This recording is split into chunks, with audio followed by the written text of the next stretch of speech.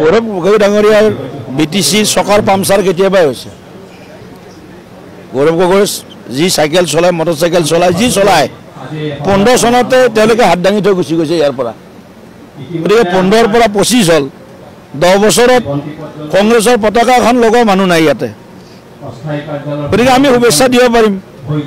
जोश में थोड़ा होश भी रखो भैया, इतना जोश और होश थोड़ा सा मतलब बैलेंसिंग, वो बैलेंसिंग तो কৰিব পাৰিলে তেওঁলোকৰ ভাল, নহ'লে আকৌ 12টা ইলেকশ্যনৰ নিচিনা 13 নম্বৰ ইলেকশ্যন আকৌ জড়িত হ'ব তেওঁলোকৰ মানে যিটো ফলাফল পৰাজয়ৰ যিটো মানে তেওঁলোকৰ একাউণ্ট যিটো চলি আছে, সেই একাউণ্টত আৰু এটা নিৰ্বাচন গৌৰৱ গগৈৰ বলিষ্ঠ নেতৃত্বত আৰু এটা ইলেকশ্যন তেওঁলোকৰ খাতাত যোগ হ'ব। সেইটো বিটিচিবাসী ৰাইজে ঠিক কৰিব। কিন্তু যি মূলা বাঢ়ে তাৰ দুপাততে চিন, মৰ্ণিং শ্ব'জ দি দিয়ে।